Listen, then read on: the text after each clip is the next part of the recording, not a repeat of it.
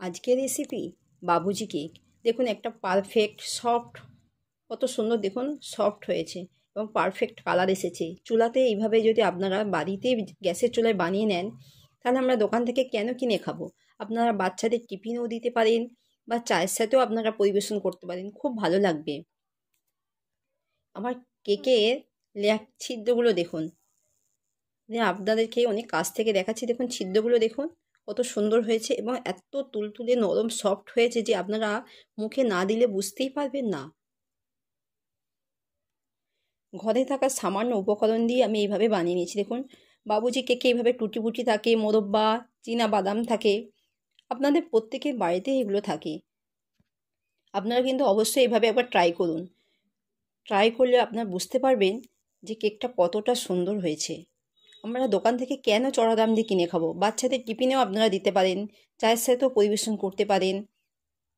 আর যদি আপনাদের ভিডিওটা ভালো লাগে, লাইক, কমেন্ট, শেয়ার, সাবস্ক্রাইব করবেন। পাশে থাকা বেল বাটনটিতে একটি ক্লিক করে দেবেন, যাতে পরবর্তী ভিডিও দিলে নোটিফিকেশানটা সবার আগে আপনাদের কাছে পৌঁছে যায়। আপনারা দেখছেন Sadia's kitchen with village food. Recipe বাবুজি কেক।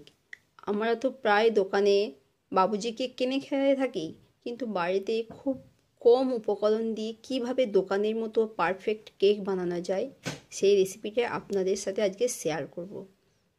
আমি এখানে 140 গ্রাম চিনি নিয়েছি। চিনিটাকে আমি একটু গুঁড়ো করে নিয়েছি। ময়দাও নিয়েছি 140 গ্রাম, দুধ নিয়েছি 5 গ্রাম, তেল নিয়েছি 70 গ্রাম, দুটো ডিম নিয়েছি। ডিম দুটো কমপক্ষে যেন 100 গ্রাম হয়। আর কিছু ড্রাই ফ্রুটস নিয়েছি। আমি এখানে দুটো ডিমকে ভেঙে একটা মিক্সির কৌটোতে দিয়ে দিয়েছি। আপনারা চাইলে এর সাহায্যে করতে পারেন।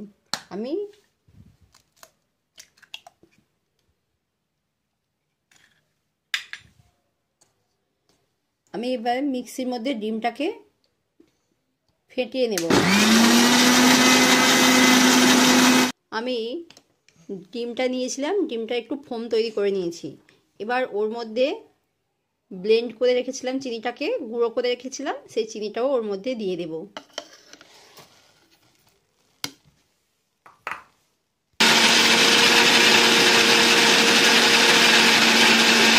দেখুন আমার ফোমটা 90% হয়ে এসেছে। আমি হাত দিয়ে দেখব চিনিটা মেল্ট হয়ে গেছে কিনা। এইভাবে দেখলে আপনারা বুঝতে পারবেন যে চিনিটা সম্পূর্ণ গলে গেছে কিনা। যদি না গলে হাতে তাহলে কিচকিচ করবে। আপনাদেরকে এটা দেখে বুঝতে হবে, এটা সময় দেখে বলা যাবে না। এর মধ্যে আমি তেল দেব। ওর মধ্যে আমি তেলটা দিয়ে দিলাম। ওর মধ্যে আমি এসেন্সটাও দিয়ে দেব। আমি বাটার স্কচ নিয়েছি, আপনারা চাইলে যে কোনো এসেন্স দিতে পারেন, তবে এসেন্স বেশি দেবেন না, দিলে অতিরিক্ত তীব্র গন্ধ খেতে পারবেন না। আপনারা চাইলে এখানে ভ্যানিলাও দিতে পারেন। আমি এখানে বাটার স্কচ দিয়েছি।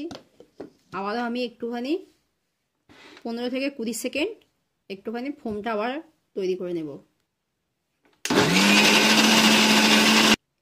দেখুন আমার ফোমটা রেডি হয়ে গেছে, একদম পারফেক্ট ফোম তৈরি হয়েছে। এবারে আমি ফোমটাকে অন্য জায়গায় ঢেলে নেব। আপনারা চাই এরকম যদি একটা হ্যান্ড উইক্স থাকে, তাতে একটু সময়টা বেশি লাগবে। আপনারা ডিমটাকে, চিনিটাকে, তেলটাকে ফেটিয়ে নিতে পারেন। আমি এবার ব্যাটারটাকে অন্য একটা পাত্রে ঢেলে নিলাম। এবার আমি কেক মোল্ডটাকে রেডি করে নেব। আপনাদের প্রত্যেকের কাছে হয়তো কেক মোল্ড নাও থাকতে পারে, কিন্তু এরকম বাটি আপনাদের প্রত্যেকের বাড়িতেই থাকে। আপনারা অবশ্যই বাটিটা একটা তেল দিয়ে চারিদিকে ব্রাশ করে নেবেন, তাহলে কেকটা খুব সহজে ডিমোল্ড করা যাবে। আপনাদের প্রত্যেকের বাড়িতে এরকম পেপার থাকে, লেখালেখি পেপার থাকে। যদি বাটার পেপার থাকে সেটাও দিতে পারেন, নয়তো এরকম লেখালেখি যে পেপার থাকে তাকে বাটির মাপ করে কেটে নেবেন। কেটে নিয়ে এটাকে বসিয়ে দেবেন।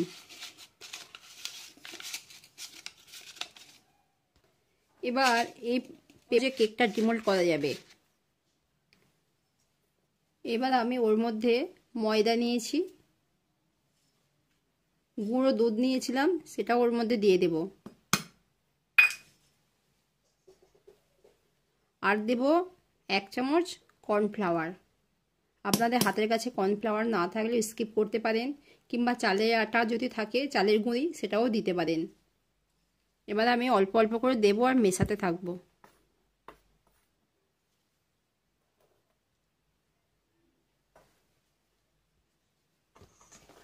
আমি কিভাবে মেশাচ্ছি সেটা আপনারা লক্ষ্য করুন। উল্টো পাল্টা মেশাবেন না, যে কোনো একদিক দিয়ে ফোল্ডিং মেথডে মেশাতে থাকবেন। এই মেশানোর কাজটা একটু ধৈর্য ধরে করবেন, আর এলোপাথারি মেশালে কি হয় কেকটা বসে যাবে।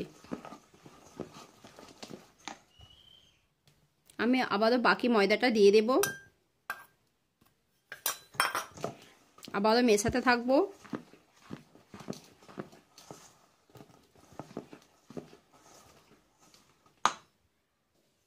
দেখুন আমার ব্যাটারটা খুব ঘন হয়ে গেছে, একটু পাতলা করতে হবে। সেই জন্য আমি একটু দুধ নিয়েছি, লিকুইড দুধ নিয়েছি, দুধটা ওর মধ্যে দিয়ে দেব, দিয়ে একটু ব্যাটারটাকে একটু পাতলা করে নেব। খুব পাতলা করবেন না।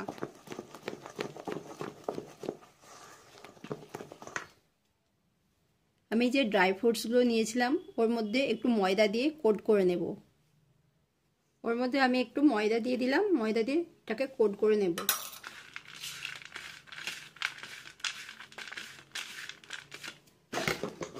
এবার এইটা ময়দাটাকে একটু ঝেড়ে নেব, নিয়ে এটাকে ব্যাটারের মধ্যে দিয়ে দেব।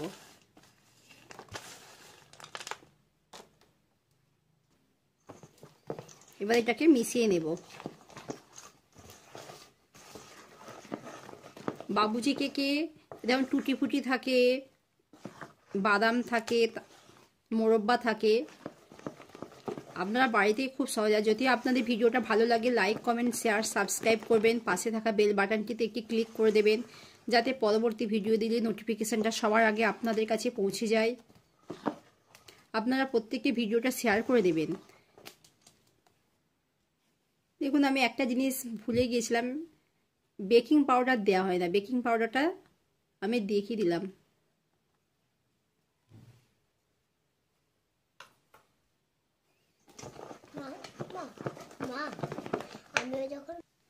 আপনারা ব্যাটারের ঘনত্বটা দেখছেন, এরকম হবে। এবার আমি ব্যাটারটাকে পাত্রের মধ্যে ঢেলে দেব, একটু ওপর থেকে ঢালবেন।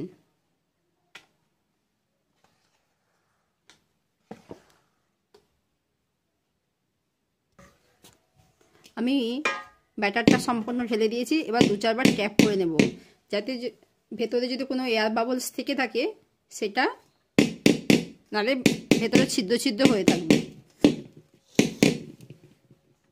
আমি সাজানোর জন্য ওপরটায় কিছু ড্রাই ফ্রুটস নিয়েছিলাম, রেখে দিয়েছিলাম, সেটাও আবার ওপর দিয়ে দিয়ে দেব।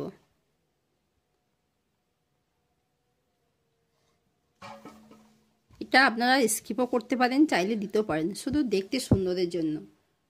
আমি চুলায় একটা হাঁড়ি বসিয়ে দিয়েছি, ওর মধ্যে কিছু বালি দিয়েছি। আমি 10 মিনিট আগে এটাকে প্রিহিট করতে দিয়েছিলাম। এবার ওর মধ্যে এটাকে দিয়ে বসিয়ে দেব।